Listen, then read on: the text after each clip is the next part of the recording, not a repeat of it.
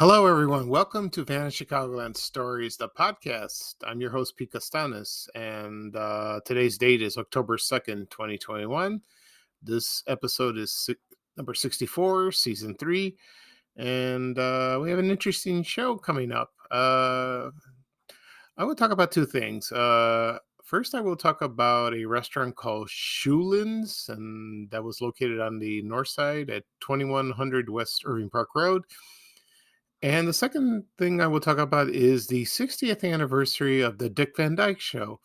And I will talk about the show and my memories of watching the show. So that would be a lot of fun.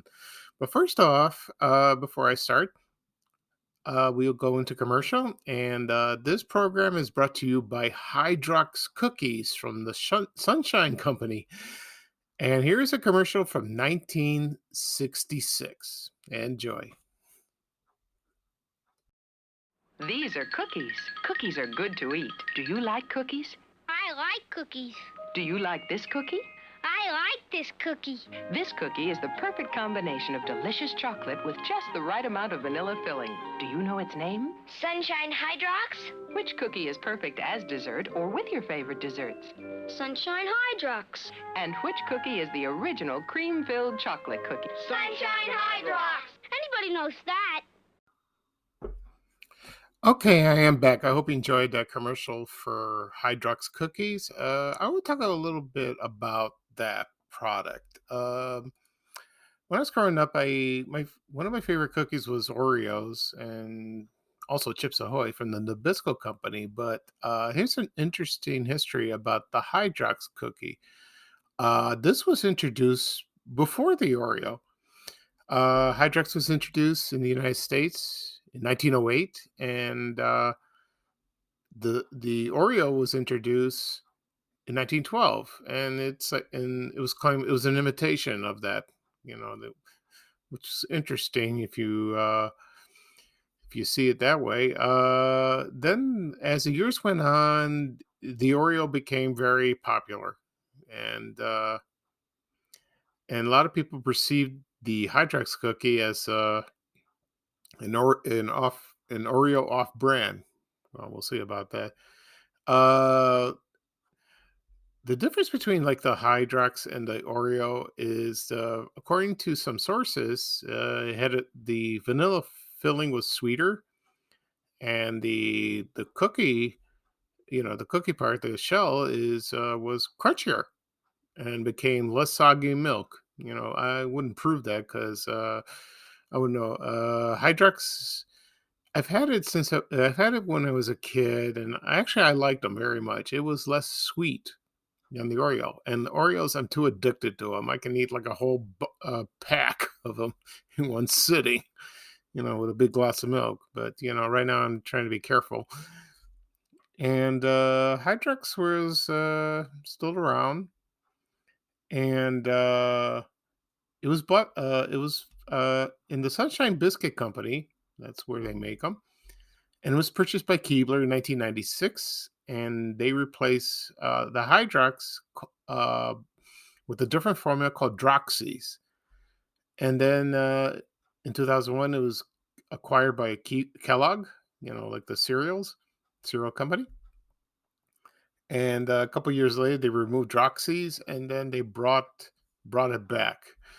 And then it was discontinued. And on the 100th anniversary of the Hydrox, which is 2008, they brought it back with the Sunshine label, to sub it. Oh my God! And when that was announced, a lot of people went crazy. The company was bombarded with phone calls, and they had an online petition to have it, to resume that. The recipe was changed to remove the trans fat.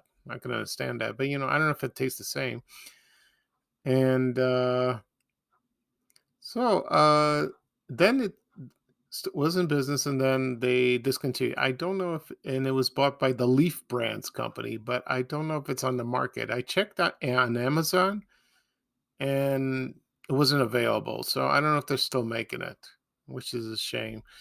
A funny thing, one funny note I remembered. I I talked about it in a previous episode about wacky packages, and they had the Hydrox, and it was called Hyde's Rocks. And they showed Dr. Jekyll and Mr. Hyde. They had a regular scientist, and then and on his right, on his left, that is, was Mr. Hyde, all green and monstrous looking. That's one of my favorite stickers. So I hope Hydrox comes back. I really do. I like that. I like that cookie very much. Okay, that's enough for that. Right now, we're going to talk about two things I said in the beginning of the program. It's Schuliens Restaurant in Chicago and the 60th anniversary of the Dick Van Dyke Show. Right now, I'm going to talk about Schuliens. I'll talk about a little history of that. Um, I had to find some sources on the internet, and there were articles written about this place. And I'm a Southsider, and I was not familiar with this restaurant, but pretty a lot of people who live in the city did, and they remember fondly of it. And I'm going to read a little history of that. And it was called Schuliens Restaurant Saloon, and it was one of the first restaurants in Chicago that magicians performed, in the early days. And the restaurant was found by Joe Schulien, and he was a beer wagon driver for Schlitz Beer. And then he got into business. He owned a few salons around the city. And then in 1916, he purchased a building at 1800 North Halsted. I think before that, LaSalle and Randolph. Yeah, yeah. I'm sorry about that. And he named it the Quincy Number 9. And then for a little while, then he moved it to 1800 North Halsted Street. And he renamed it the 1800 Club. And then a lot of people knew it as Schuliens. I'm sure he changed it after that. And then in the 1910s, vaudeville. A lot of young people don't know about that. That was like live entertainment, and performances like singing, dancing, juggling acts, magic, comedy. Old jokes. And Schulien's son was Matt Schulien, and one day he was looking at magicians perform, like for example Harry Houdini and Harry Blackstone, and he caught the bug, the magic bug. So he's observing them, and then he got hooked on magic, and then he told his son, he told his father that I found my found hobby, and I want to do this. And his father Joseph said, no, I want you to go to college and all that. But so they made a deal. Matt would perform magic to bring in crowds, and his father would sell them drinks. So they came to an agreement for that, which is nice. And so he performed for many years, and most of the time he performed card tricks, like that. It's still done to this day. And he would say, jokes during when he performed magic. Reminds me of Marshall Brodeen. But Marshall Brodeen, I remember when he performed magic or did well, the only thing he used comedy when he was Wizzo the Wizard on Buzzo's Circus. But when he was a regular magician, he wasn't that. He was less comical. So he did that. And so after that, then around 1948, Joe Schulien retired and the bar closed, and they moved to 2100 West Irving Park Road on the north side. And that was bought. Two people bought the bar on North Halsted, and it's now the Black Duck. I don't know if it's still there. I'm not sure. And according to some sources, there was a lot of the walls from the bar had memorabilia, photographs of celebrities, magicians, and that's a fascinating place like that. And then when Matt Schulien passed away in 1967, his son Charlie continued the tradition. He performed, and he did that for a long time. And he died in 1998 at the age of 68. And interesting thing, Charlie Schulin appeared in a Schlitz beer commercial with his son Bobby in 1979. I haven't seen the commercial yet, but I'm gonna find it. I think it's out there, maybe on YouTube or some website. And he took over the restaurant. Charlie took over the restaurant in 1975, and he did what his father did. And then, when he died in 1998, his son Bobby took over, and so he was the grandson of Matt Schulin, or the great grandfather of Joe Schulin, and he continued that tradition. And Bobby, I think he passed away 2009. And I don't know if there's anyone else in the family that's performing. I have no idea. Okay, so it could be a nephew, could be a family member. I don't know. So anyway, then the Schulins sold the property, and then and to the owners of some place called the Twisted Lizard in Lincoln Park. And I never heard of this place. Sounded interesting. I thought a Twisted Sister. And they transformed it to the Irving Ale House for a short time, and then now it's called O'Donovan's, and it's still in operation. And last I heard, magic is still performed there, but not anyone from the Schulins family. It's other two well-known magicians in the area. Their names were Al James and Jim Krzek. I think Jim Krzek died, and I think Al James is still performing. I don't know, maybe retired. I have no idea. So, I've never been to this place, but it sounds interesting. Someday I would like to do that. I would like to go visit and maybe ask if they're still performing. If Magic's still perform there. Okay. So that's it for Schulien's restaurant. And I had a menu on file, and mostly it served like German cuisine, like Wiener Schnitzel and corned beef. Not corned beef, that's not German. And so I don't know how the food was. I'm sure it was excellent, according to some people. Okay. Yeah, I apologize for that. So that's all for Schulins. And now I'm going to talk about the 60th anniversary of the Dick Van Dyke Show. And you're asking yourself, why am I talking about this show? That happened like the last episode when I talk about the 60th anniversary of Hazel. It's not really Chicago related, but it really is when people remember watching the shows on TV during the 60s and the 70s and 80s reruns. So, but the Dick Van Dyke Show was also special for me because I love the show and I still do. I watch it on reruns if I have time, and I bought the first time I bought it on DVD was like 2000 in the early 2000s, and I sold that and I bought the Blu-rays about a couple years ago. I have not watched them yet. I will, and I heard it looks gorgeous. It looks beautiful. So one day I will maybe do a Dick Van Dyke Show marathon on a weekend and watch a few episodes on Blu-ray and see how it looks. Okay.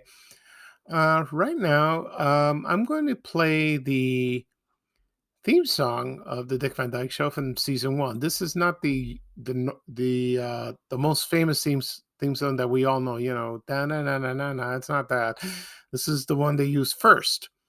And that was they only used that for about half a season, and it's not with Rob Petrie when he came home and he say hi to everyone. He tripped over the ottoman. This is just in the beginning. There was a folder full of photographs, and they fell out of the folder, and they have the credits introduced. So, but then they changed the theme song to the now famous theme song, but the introduction was still there. And but when the time they went to the second season, they had the famous intro that went on from season 2 all the way to the last season, which is season 5. So I'm going to play the first season theme song that was only used for half the season. So enjoy. The Dick Van Dyke Show.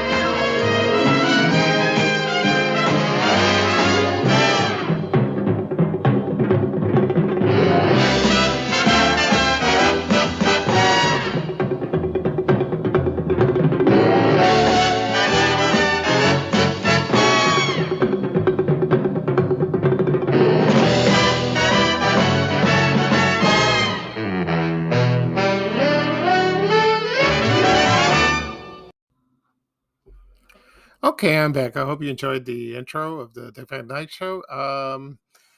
When every time I think of the show, I can't get that theme song out of my head. Da da da da da da da da da da da da da da. Whoop bop. I love that. It's hilarious. One time the only episode they did that when they sang the theme song was the Christmas episode, and that was that featured the cast members. And At the end of the show, they start singing the theme song, and it's very enjoyable. They on WGN they used to play a clip during the holiday season in the 70s, and they showed two clips. Uh, One featured Maritime Moore and Dick Van Dyke doing a dance routine, and the other one was I Am a Fine Musician, which is what was featured in an episode. Oh, I love that song, and it's hilarious. And then the third one was no, that was it. The first one when they did the dance routine, that's when they all came out and then they started singing. So I haven't seen the episode in a long time, but it's very enjoyable. Okay, so I'll talk about a little history of the show. The show premiered in October 3rd, 1961, which is the 60th anniversary is tomorrow. But they filmed a pilot in 1960, and it was called Head of the Family, and it had with a different cast, and everybody was there except Mel Cooley, who played by Richard Deacon. And Dick Van Dyke was not Rob Petrie. He That was played by Carl Reiner, the creator of the show. And Laura Petrie and Buddy Sorrell and Sally Rogers and Richie all played different people. The pilot is in the DVD. If you have the DVD, you can watch it, and it looks very strange. It was okay, but I don't know. To me, it looked very odd. And then so they passed that over, and then they still CBS still wanted the show, and so they changed the name from Head of the Family, and then Dick Van Dyke auditioned, and he got the job, and then they changed it to the Dick Van Dyke Show, and then they got a new cast, and then they got Mary Tyler Moore. She acted before in another series, but this is her first starring role. And I think she was about in her early 20s, and she was much younger than Dick Van Dyke. And and at first she was very quiet, and then when she got into comedy, oh, she shined. She was great, and then that led to her own show, Maritime Moore Show, and that's an instant classic. So that's great. And then they had Rosemary Maury Amsterdam. Larry Matthews played the son, and a lot of people complained about his character because he whined all the time and yelled. Like most kids, like myself when I was a kid. And it centered on where Rob Petrie worked, because he was a comedy writer for the Alan Brady Show, and in his home life. So sometimes the plots, sometimes they had something to do with the characters in the office, or a character at home, or had involved with the neighbors, the helpers, which was played by Jerry Paris and Anne Morgan Gilbert. And every day, you had Buddy Sorrell, played by Maury Amsterdam, would insult Mel Cooley, played by Richard Deacon, because because of his ball jokes, and because he was the brother-in-law of Alan Brady. So every time Mel Cooley entered the office, and Buddy would start the insults, and there were a couple of funny ones. And I love that. Every week, or every episode I watch, he would do that. And my favorite, one time the staff of the Alan Brady Show got into a disagreement with Mel Cooley, and Rob Perry would say, "Mel, I'm going to go over your head," and then Buddy would say, "Careful, Rob, it's slippery up there." I love that. And I remember one episode where they had a punching bag in the office, and then there was like a picture of Mel. So I think Buddy used it. It was so funny. Two episodes I remember found, which were my favorites. One was they had the birthday party for Richie, and he invited all his kids in his class, and there were like 63 or something like that. And they were going to like rent a place, but they're trying to cut costs, so they rather do the party in their home. But then Richie invited all these kids, and then so in the scene, they sat down with them and they go through each kid they don't want to invite, and they cut it in half. But Richie asked the parents, "How do I uninvite these kids?" But then they realized, they would hurt their feelings, but he invited them anyway. So they had an idea. They had to do it in the backyard. But the thing is, the gardener fertilized the grass, and they can't do it, so they had to do it inside. And the classic scene was all the kids ransacked the entire house, and Buddy and Sally were chaperones, but they couldn't handle them. And then Robin Laurie came back with another child, because she hurt herself, and then he was yelling. And then the funniest thing is they told the kids to be quiet, and they sat down, and then the kid was tied to the fireplace like the chimney, and he goes, "Untie that kid." I still laugh like that.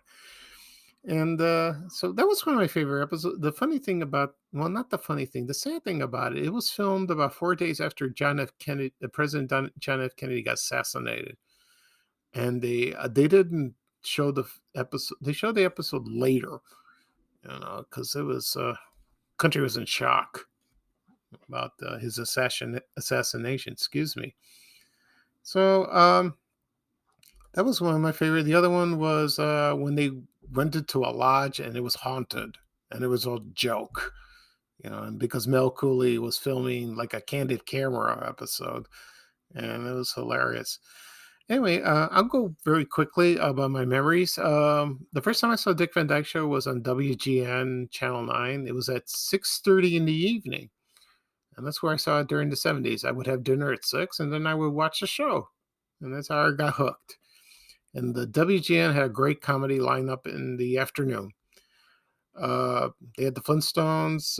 When I got home, I watched the Flintstones. I think it was on 4 o'clock, and then Gilligan's Island was at 4:30. And the lineup from 5 to 7 consisted of, let's see, Hogan's Heroes, Andy Griffith.